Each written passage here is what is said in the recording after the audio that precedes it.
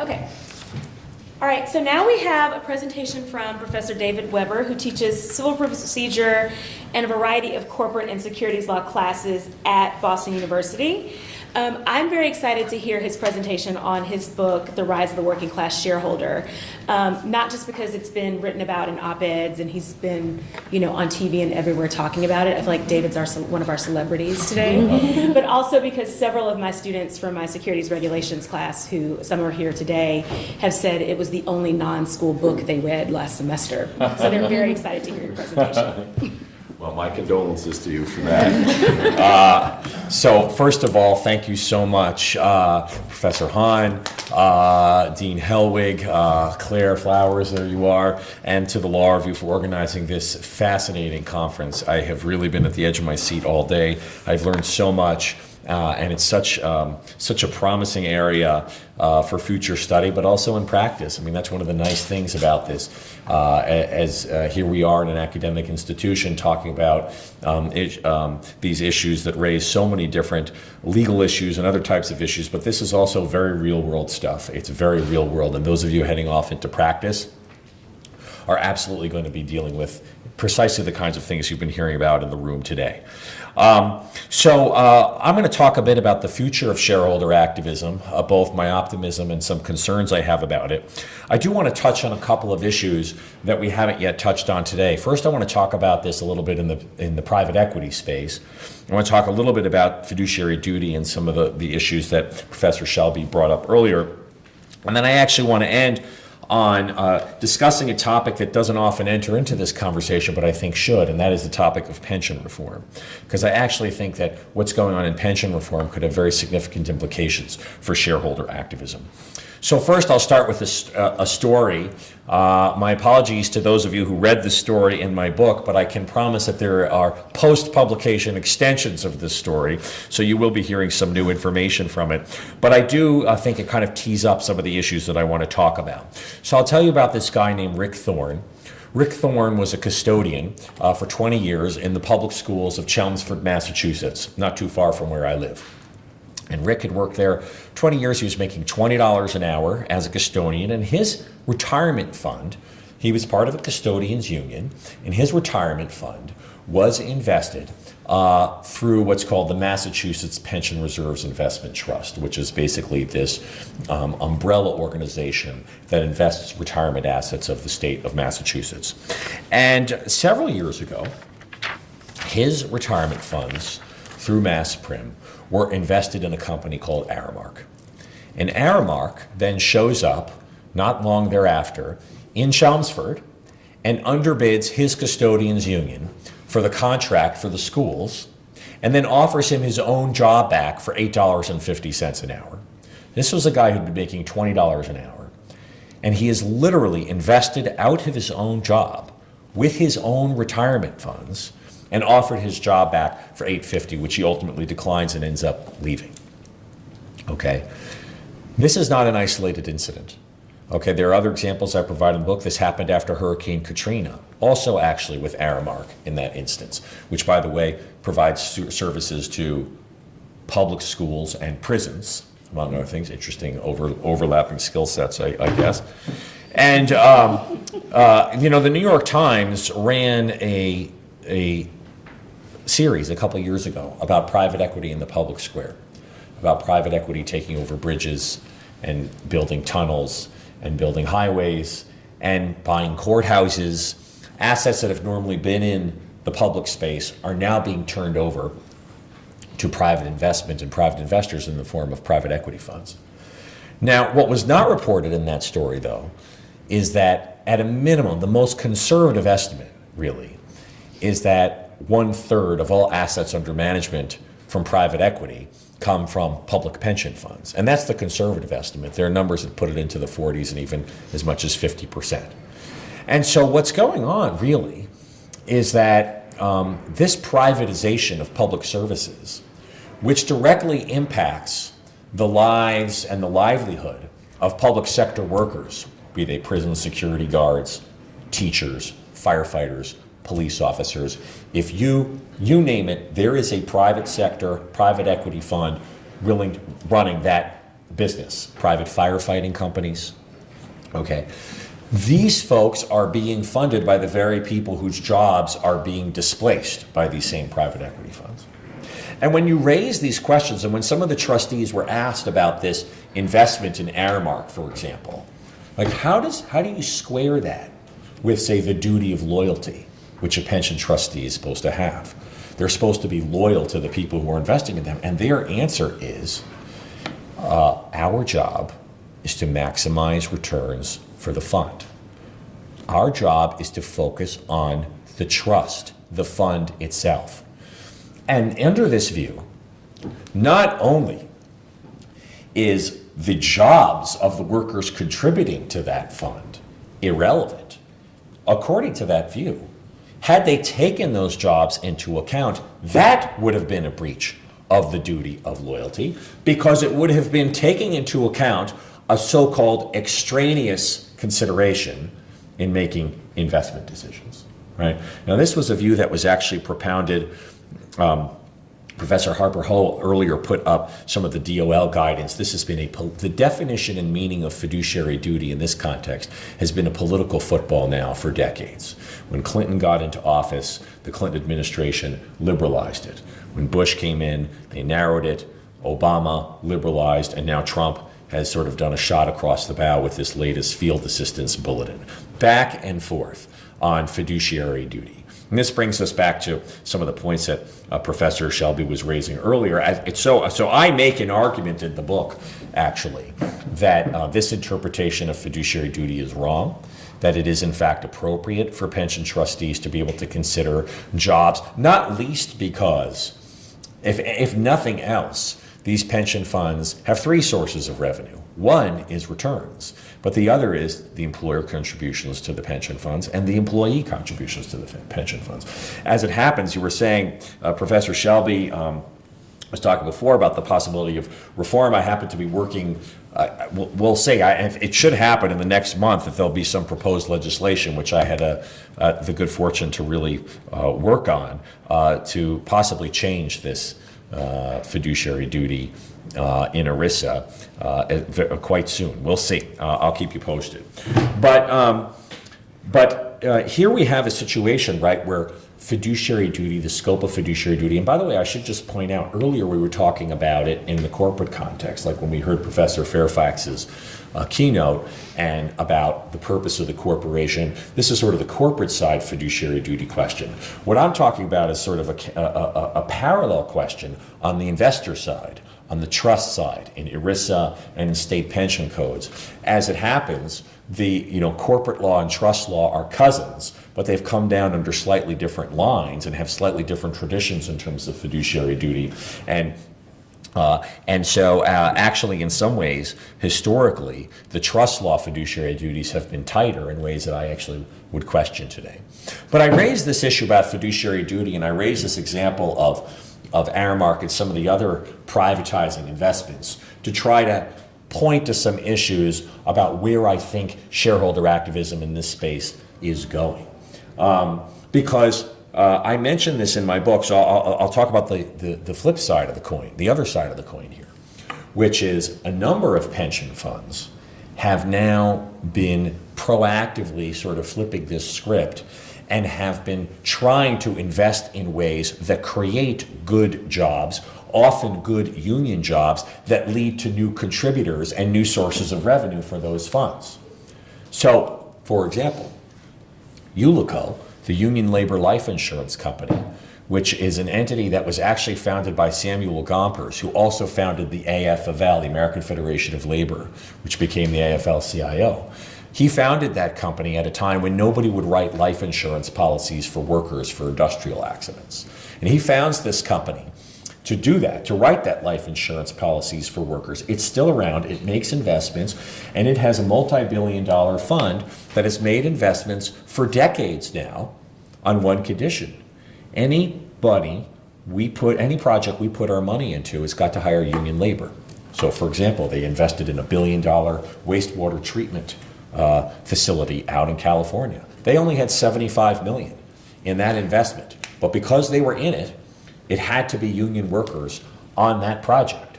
right? The IBEW, International Brotherhood of Electrical Workers, has done similar things. The AFL-CIO Housing Investment Trust has built housing in this country for decades. Same with the AFL-CIO Building Trust. They have built housing, they have built buildings in this country for a decade using their own capital, using labor's capital that creates jobs and creates jobs with benefits, with pensions that go back into the same funds often, not always, but often, that are being invested in the first place. Now, this has continued. I wrote about this in the book. One of the most interesting late developments was when the building trades unions and others went to New York City's pension funds. New York City today has $190 billion in assets. And I'll make a long story short, but New York City's pension funds adopted a responsible contractor policy that says if we're going to invest in any infrastructure or real estate projects, you've got to pay workers fair wages and you've got to pay them benefits. Well, guess what? Blackstone, a very prominent private equity fund, the CEO Schwartzman was last year in Saudi Arabia with President Trump, raising money for what? Raising a $100 billion infrastructure investment fund for infrastructure investment in the United States, which everybody agrees is something that we need. President Trump himself has actually touted the need for this. It's kind of disappeared off the political radar, right? But for infrastructure investment. Well, lo and behold, after New York City adopts this policy, the North America's building trades unions go to Blackstone and like, look, you know, New York City is a huge source of capital for you. What are you going to do about this? And they talk to their lawyers and they talk to their marketing people and they run the numbers. And Blackstone comes out and adopts the policy for its $100 billion infrastructure investment fund. That means that $100 billion to be invested in infrastructure in the United States is going to have to pay those workers fair wages and fair benefits. And those benefits go back into many of the same pension funds that I was just talking about. Now, what has happened since then? Since publication of the book, which I wrote about this has just spread. BlackRock has now adopted it on its infrastructure and real estate. Carlyle, another private equity fund. KKR, one after another, they have adopted this for their infrastructure investment policies. And sure enough, what's happened? Ullico, which I just mentioned, just 2 months ago, it was announced that Terminal 1 at JFK Airport, is going to be rebuilt with union labor, creating 8,000 union jobs. How did that happen? Why did it happen? It happened because Ullico made an investment alongside Carlyle, a sophisticated private equity player, to build Terminal 1 JFK and to hire union labor. Now you might ask, well, what are the private equity guys getting out of this? Why do they do it? Well, as an answer, and this is why I'll push back gently on the suggestion earlier that said the migration of capital from outside the public markets to the private markets could cut off a lot of this shareholder activism. In some ways, yes, but in other ways, actually, no. Precisely because these public pension funds and labor union funds make up, at the most conservative estimate, 1/3 of all assets under management for private equity. When they say jump, private equity says, how high? They want that capital to invest. And in order to do that is, in other words, a source of power for labor and a source of power for these pension funds. And we have seen the leveraging of that power in precisely this context. Now, in the most optimistic version of it, which I admit is optimistic, I'm not making a specific prediction about it, but would be that labor and labor's capital will be used not only to rebuild infrastructure in this country, but to really potentially deliver an adrenaline shot to the labor movement itself in the 21st century, using their own capital, creating good new union jobs and new pension contributors. That is potentially the virtuous circle story here that hopefully we will see realized. So I think that responsible contractor policies are one example of how pension funds and labor funds in particular, and by the way, just to state who these are, who am I talking about? The labor union funds are private sector labor union funds. That is to say, these are funds that are invested retirement savings of private sector unionized workers, like say the Service Employees International Union, the American Federation of State Council. Well, actually, AFSCME is public sector, but there are private sector unions. The big money, the real money, is really in the public sector, in the public pension funds, where we're talking about entities like CalPERS, the California Public Employees Retirement System, CalSTRS, New York City funds, but it doesn't have to just be the big funds. It can be smaller pension funds, city funds, county funds too. So one area that I think we're seeing some promising activism is in this responsible contractor stuff. And to the extent that that spreads far and wide, it really is the case, I think, that pension funds could use that clout to reshape infrastructure in this country in a way that builds resources. Is that for 20 minutes or 25, by the way? That'll be 20. That'll be 20, okay. So they siphoned me off an additional 5, so thank you.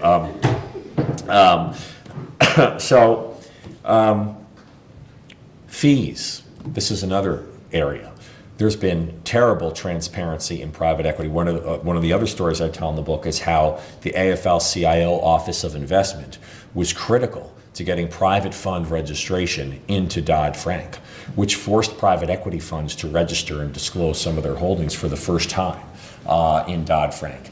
And a couple of years after that happened, when the SEC first had its opportunity to look at what was there, they found securities law violations, particularly around fees, in 50% of the funds that they looked at, right? That never would have happened without this power of labor's capital. And just by the way, to close the loop, the latest numbers on public pension funds is that they have $4 trillion in assets.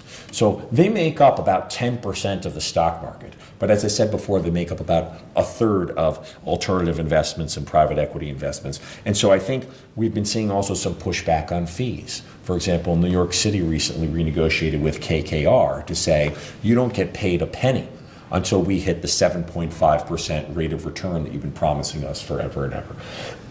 Pardon me. So on things like responsible contractor, on things like fees, we've actually seen some progress, and so I'm somewhat optimistic about it. Now let me tell you about the things that I worry about. I worry about pension reform. Now why? This sounds like a weird thing to be talking about in the context of shareholder activism, but I think that they're critically interconnected. There is a very well-funded nationwide effort targeting defined benefit public sector pension funds in this country, like CalPERS and CalSTRS and New York City and all the other ones, right? The argument is that these pension funds are underfunded and that they're going to be a huge burden on taxpayers. And so what we need to do is we need to smash and scatter these big public pension funds like CalPERS into millions of individually managed 401ks that then basically just go right out the door to the usual suspects, typically BlackRock, Vanguard, Fidelity, State Street, and so on. And my argument is that if that happens and that prevails, I think shareholder activism as we know it will basically die. I really mean that. And I'll tell you why. I know we've heard a lot of good things about BlackRock and Vanguard and Fidelity. I'm going to offer a much more skeptical perspective. On the one hand, I think it is true that they have been moving in the right direction. I think the rhetoric has clearly gotten better. We have seen them on a couple of instances vote in favor of environmental disclosure issues. Certainly they've been good on board diversity. State Street has adopted, you may have heard of Fearless Girl and State Street's policy about voting. So they have definitely been moving in the right direction as the market has been being more socially conscious, as millennials are entering the market and seem to care about these things more. So they have definitely been moving in the right direction. But from my perspective, we should not make a mistake, and we should recognize the fact that who has really been driving this activism? What institutions out there? I would argue it has primarily been coming from these public pension funds and from these labor union funds. You know how many shareholder proposals BlackRock has filed ever? 0. You're going to do the proxy presentation later. Did BlackRock file any for next year? No. 0. How many has Vanguard or Fidelity done? I don't know. I bet it's a number very close to 0. Who is filing these shareholder proposals? It's New York City. It's CalPERS and CalSTRS and Calvert and other entities like that, foundations and such, some socially responsible investors. But these mutual funds on who got us say on pay? That came from the Council of Institutional Investors. Who got us reporting on the CEO to worker pay ratio, which just started last year? That became because of pressure from the AFL-CIO Office of Investment to the SEC to issue a rule. Who got us proxy access after the DC Circuit Court of Appeals struck it down? It was a case-by-case, company-by-company campaign by New York City. Who got us majority voting? It was the United Brotherhood of Carpenters Union that filed over 700 proposals. Who got us destaggered corporate boards? It was the Shareholder Rights Project, which was composed almost entirely of public pension funds. So I'm going to add another five. Almost public pension funds, and one foundation there. And by the way, how about shareholder litigation? We're in a law school. I think we could talk about shareholder litigation. Who brings shareholder lawsuits?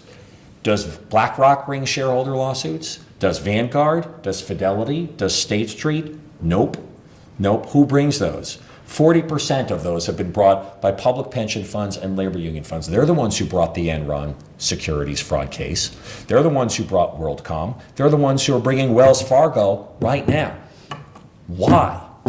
Why doesn't BlackRock do it, Vanguard do it, Fidelity do it, and why do these pension funds do it? First of all, because I think, and again, I'm largely a fan of these entities, BlackRock, Vanguard. My money's in Vanguard and Fidelity. I mean, I don't have a choice, but I'm happy that it's there. They're low fee. They do some great things. But that having been said, okay, built into the DNA of those organizations are certain business conflicts that the public pension funds don't have. What's Vanguard's number one mission in life? To get itself on the 401k platforms of Fortune 500 companies and S&P 500 companies, right, where they can offer their products to their employees, right? It's not a good business model to get on a company's 401k platform while simultaneously attacking what their CEO is being paid or suing them for fraud or deal cases or whatever it may be, right? There are free rider problems too. If I'm Vanguard putting money into this, BlackRock benefits. CalPERS doesn't care if New York City's pension funds benefit. There isn't a free rider problem. You can't take your money as a California teacher and put it in the New York City teacher fund, right? So there are free rider problems. There are social network effect problems, okay? Investment analysts and so on and so forth. So ultimately, my point is this. In talking about the future of shareholder activism, we need to be aware of the present of it. And the present of it is that these pension funds and labor union funds are some of the most important drivers of that activism by almost every measure.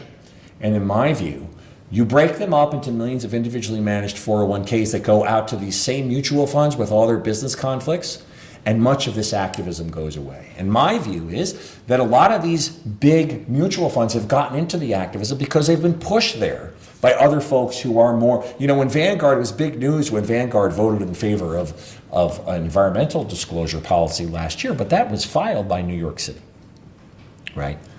So I think that preserving and protecting these funds, that isn't to say, they have no underfunding problems, but there are structures that are available that could retain their shareholder power while dealing with some of these other issues. So in the 21st century going forward, I would just say in the private equity space, I hope we'll continue to see more of this infrastructure investment, responsible contractor policy stuff. I think we have to be, I applaud BlackRock and Vanguard and Fidelity for moving in the direction, tiptoeing in the direction of activism, but I think that they have been pushed there by other players. And to the extent those other players like pension funds disappear from the scene, I would be worried about the type of activism that they would select, which would be naturally less confrontational, less likely to jeopardize business relationships, et cetera. It's something that we should be keeping an eye on, and for those of us who are sympathetic to this activism, perhaps worrying a bit about in the 21st century going forward.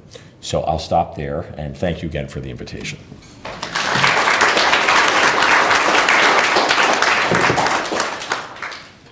So now we'll open it up to Q&A, and I invite people to ask questions about anything we've talked about today, in addition to the presentations by Professor Weber and Professor Green. Yes. Professor Green, it seems like getting rid of grooming codes obviously would be a step in the right direction, but it's going to leave the underlying implicit and explicit biases that lead to those grooming codes in hiring decisions. What do you think is the next step moving beyond to address those explicit and implicit biases? Well, I think a big part of it is education, right? Even educating people about these particular biases, whether they are implicit or explicit in nature. A lot of people don't even think, so what I've seen is oftentimes, like employers, for example, will create these types of policies that mandate professional hairstyles or hair colors or hairstyles that are not extreme, right? And so they don't even really understand how deeply embedded are these kind of like racialized and gender stereotypes as it relates to one's appearance and among other characteristics. So that's one part of it. Or in other instances, what has happened is that because of individuals' conscious stereotypes and stigmas as it relates to one's appearance, then they implement or enact these types of grooming codes. So I think a big part of it is education, right? So in educating individuals about their biases and their stereotypes and the ways in which they are having these very negative consequences and implications on not only just Black women, but just people more generally. The kinds of consequences that I was referring to, loss of employment, obviously related to that is economic insecurity, and then related to that also some real serious health consequences that usually people just don't think about. So yeah, that's kind of like my general idea, is just like more education, being much more proactive in terms of trying to address these types of issues, and not necessarily waiting for either legislation or litigation to try to prohibit the discrimination, but really doing some introspective work and trying to bring about greater diversity, inclusion, and grooming codes being a part of that. Anyone else? All right, so I kind of have some wait, did someone have a hand? No. I have some overarching questions. I've been taking notes about the whole day that I can ask to kind of wrap up our day. And this morning, Professor Simmons was nice enough to have that lovely slide at the beginning that had a whole lot of questions that we didn't get to address. And so I wrote some of those down, and I just want to kind of ask those to presenters who are in the audience or to the folks on the panel. The first is that Simmons asked, do we want greater public accountability through traditional democratic bodies? And then Professor Fairfax reminded us that we should not be afraid of mandates. And so my question is, is the solution to fix these things through shareholder activism, or should we be looking to other government sources to try to fix these things? Or do we need both to work in conjunction with each other? So, David. I'd like to make a quick comment on that. This is actually, I've talked to a lot of union and pension fund managers in the last year or so, and this is something that I try to say to them, which is like, you talk to a lot of unions, you talk to a lot of these folks, they have electoral strategies. They put money into electoral politics. They have legislative strategies. They have litigation strategies. And many of them do have capital strategies too, but it's very important that they not lose sight of that. This goes to something that Lisa said in her keynote today, right? Which is, why did she choose this space as someone who came out of an activist background or orientation? Well, to some extent, it's because it's where the action is on some level. You can have a wonderful electoral victory and get a decent, if you're lucky enough to win the House and the Senate and the presidency, then maybe you get a piece of legislation through that will be watered down 10 years later. But, those are great, important victories. They certainly are. But the facts on the ground are created in markets so often and in companies so often that you also have to have capital strategies programs. And so to more directly answer your question, like, my view is, I think there are some situations where the mandates, actually I thought Professor Harper Holt's presentation was right on target with this, about how actually in some ways activism couldn't substitute for putting in some SEC rules here. But my own view is, play all the cards you got, and use all the tools that you have. sure others have comments on that. So, Anyone in the audience have a comment? I'd love to hear what you have to say about, your presentation on hair and things like that, and whether government is the way to go or private sector. I think it's a both and.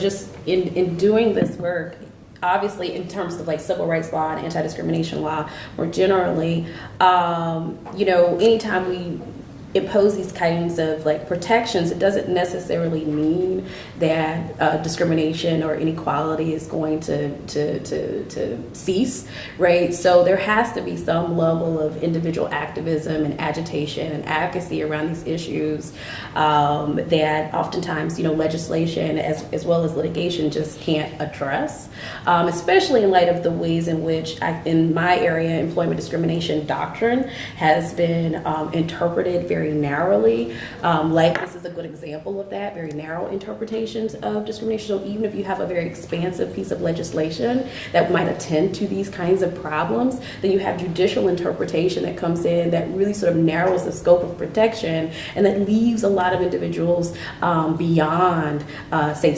outside of civil rights protection. So there are a lot, like this is a good example of that, where you have countless women who are losing their jobs because of a very narrow interpretation of what constitutes race under our civil rights laws, right? So this then goes to the point why we have to have individual activism and education and advocacy around this issue so people can care and possibly implement their own types of policies and practices that may redress or at least try to prevent these forms of discrimination that may not be interpreted as within the ambit or under the ambit of the civil rights legislation at hand. Yes, Lisa. I also think it's really important to keep in mind that, very few private ordering solutions come about without a threat of a mandate. Right? And what I always tell people is, every Martin needs a Malcolm to actually get something done. You need, and so, this, I would absolutely say play all the cards you got, but I would also say to remember that playing them is important. It's actually a part of the strategy, right?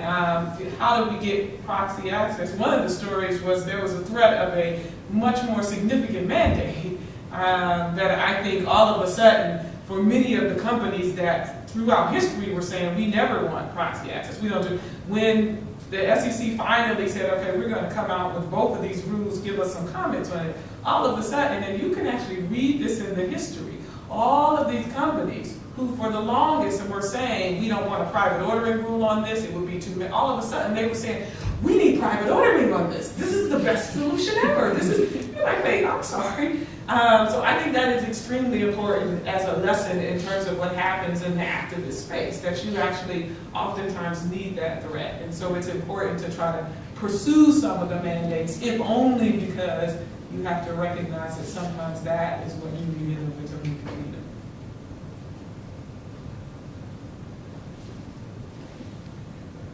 Anyone else? I'll do one last closing question. So I loved when Professor Harper Ho said we manage what we measure, because it ties into one of the questions on Professor Simmons' slide, which asked, how do we measure ESG impact and who should measure it? And so I don't know how we answer that question, but would anyone like to try? How do we really measure the impact of this ESG so that it can have a lasting impact and we can use it to foster future activism? I guess I'll take a stab at that one.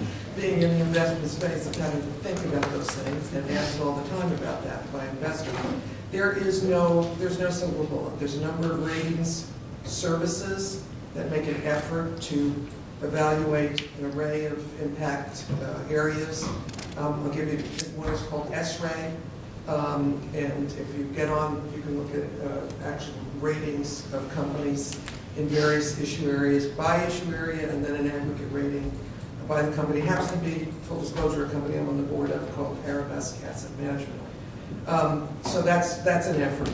There are UN principles and their voluntary codes, but there's all kinds of ILO standards and all kinds of standards through the Global Compact and through UN Women that will look at various issue areas and how companies at least ascribe to that, and there's some minimal effort to rate them on those standards as well.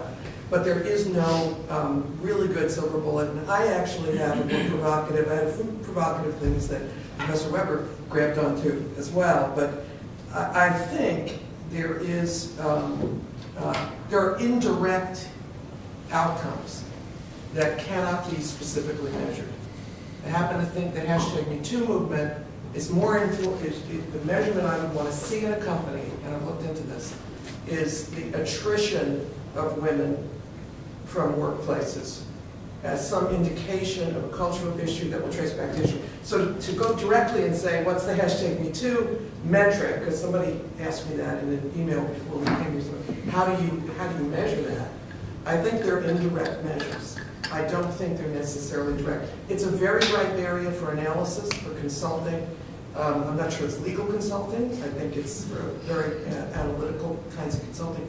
But I think there's more, and even some of the very important issues that have been raised.